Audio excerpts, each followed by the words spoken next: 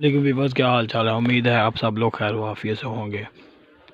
पाकिस्तान में बहुत सारे बहरानों में एक बहरान तालीम का भी है। आज पाकिस्तान में वो हालात हैं कि एक गरीब आदमी जो दिहाड़ीदार है वो अब बच्चे की तालीम और तरबियत पे जो ख़र्चा करता है, मिसाल के तौर पे पहले नंबर पे तो उसमें ये होता है कि स्कूल में दाखिला लेके देना, उसकी जो किताबें होंगी वो ख़रीदनी, वो कापी है, जो उसकी स्टेशनरी वगैरह है, फिर यूनिफॉर्म, शूज़, बैग। अगर ये तो है अगर वो सरकारी स्कूल में पढ़ाता है बच्चे को। अगर वो किसी प्राइमरी स्कूल में पढ़ाता है तो फिर फ़ीसें वगैरह, जो दूसरे पेपर फंड वगैरह, वो अलहदा से होते हैं। अब एक बंदा जो कि अपने बच्चे पे तकरीबन ज़्यादा ना लगाए तो महीना 5-6 हज़ार रुपया तो बन ही जाता है। अगर गवर्नमेंट स्कूल में बच्चा हो, फिर उसने जेब खर्च भी लेके जाना होता है। 5-6 हज़ार रुपये अब लगा ले ज़्यादा। अब एक बंदा जो कि दिहाड़ीदार है वो 5-6 हज़ार रुपया तो बच्चे पे लगा रहा है। अब अगर वो पहली क्लास में या दूसरी में, ये इसका छोटी क्लासों का खर्चा है। जब वो प्राइमरी में जाएगा तब उसका ज़्यादा खर्चा होगा। जब वो मिडिल में जाएगा उसका फिर खर्चा बढ़ेगा। जब वो तकरीबन हाई क्लास में आ जाएगा, 9th और 10th मैट्रिक लेवल पे आ जाएगा, तो फिर उसका ज़्यादा खर्चा हो जाएगा। अब एक बंदे का पहले लगा लीजिए महीना 6 हज़ार रुपया है, फिर बाद में उसका आगे जब बच्चा प्राइमरी में आता है 10-12 हज़ार हो जाता है। तकरीबन मैट्रिक तक आम बच्चे का खर्चा इतना का हो ही जाता है एक महीने का। तो अगर फिर उसको मैट्रिक करने के बाद FA करेगा, ग्रेजुएशन करेगा, मास्टर करेगा, ये खर्चा तो उसका काफ़ी सारा बढ़ता जाएगा। अब एक गरीब बंदा अपना पेट काट कर अपने बच्चे की तालीम पे लगा खर्च करता है, लेकिन उसका फ्यूचर सिक्योर फिर भी कोई नहीं है। मिसाल के तौर पे एक सिंपल सी बात है, एक बच्चा मास्टर कर लेता है, उसे ना तो उसके लेवल की जॉब मिलेगी, गवर्नमेंट तो बहुत दूर की बात है, प्राइवेट में भी उसको उसके लेवल की जॉब नहीं मिलेगी, जिसका नतीजा ये निकलता है कि बहुत सारे बच्चे दिल बर्दाश्ता होकर या तो खुदकुशियाँ करते हैं, या फिर बहुत सारे लोग इस तरह होते हैं कि जिनके सामने इस तरह की मिसालें होती हैं, वो अपने बच्चों को पढ़ाते ही नहीं हैं। अब इसके बरक्स अगर आप दूसरा इस सिक्के का पहलू देखें तो एक बच्चा है, वो जब 4-5 साल का हुआ, उससे घर वालों ने उससे सिपारा पढ़ने के लिए भेज दिया, या 7-8 साल तक की उम्र में हुआ, तो वही जो दिहाड़ीदार इंसान था उस पर 5-6 हज़ार रुपया खर्च कर रहा था। अब उसने ही उसे उठाया और किसी मकैनिक के पास डाल दिया, किसी मोटरसाइकिल मकैनिक के पास डाल दिया, या किसी गाड़ियों के ड्राइवर के पास डाल दिया। अब एक बच्चा पढ़ रहा है, उस पर 6-7 हज़ार रुपया ख़र्चा हो रहा है, और दूसरा उसके बरक्स बच्चा काम कर रहा है, उसको चलो जो उसका उस्ताद होगा कोई हफ्ते बाद या महीने बाद कोई 5-6 हज़ार रुपया देगा, या हफ्ता 1000-1200 रुपया देगा ही। अब एक बच्चे पे खर्च हो रहा है और एक बच्चा ला के दे रहा है। जो जिस बच्चे पे खर्च हो रहा है उसका फ्यूचर सिक्योर कोई नहीं, उसके इस चीज़ की कोई गारंटी नहीं है कि वो अगर पढ़ जाता है, डिग्री हासिल कर लेता है, उसे उसके मतलब की नौकरी मिलेगी। हाँ, अब जो बच्चा काम सीख रहा है उसकी इस चीज़ की ज़रूर गारंटी है कि वो अच्छे से काम सीख लेगा। आने वाले काल में जिस बच्चे ने जब मैट्रिक करना है तब तक वो बच्चा एक अच्छा कारीगर बन चुका होगा।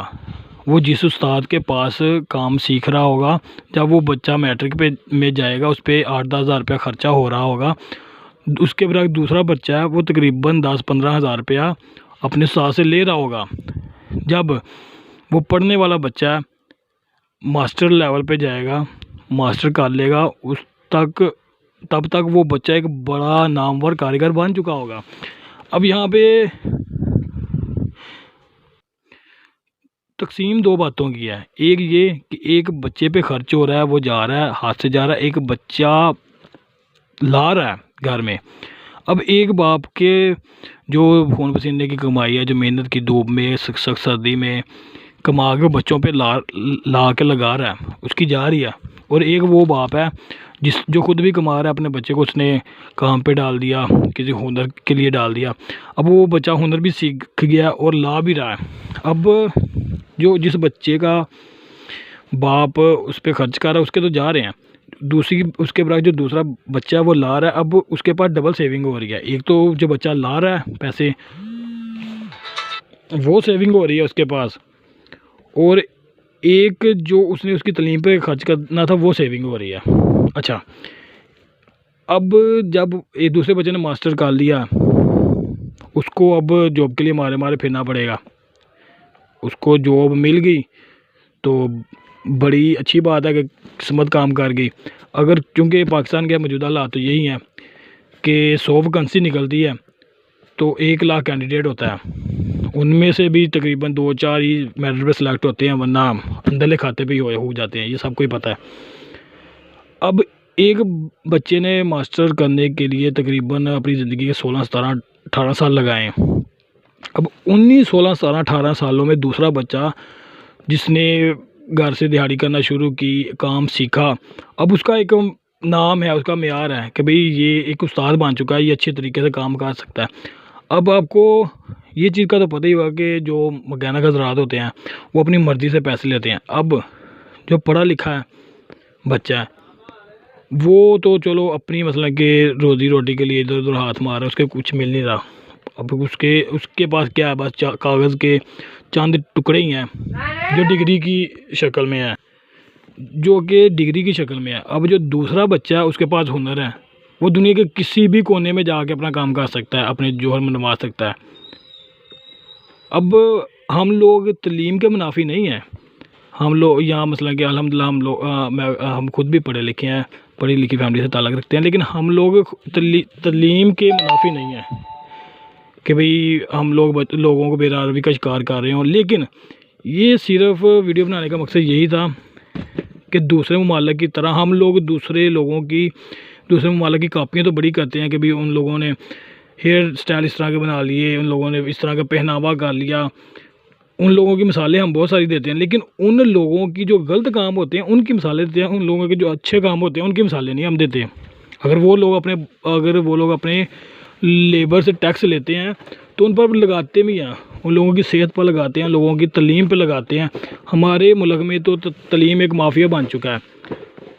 पहले वही उस्ताद होता है जो स्कूल में पढ़ाता है, अब वही उस्ताद बाद में कहता है मेरे पास ट्यूशन में भी आओ। भाई अगर तेरे पास आगे ट्यूशन में ही बच्चों ने वही कुछ पढ़ना है तो स्कूल में पढ़ाते हो तुम्हें क्या मौत पड़ती है।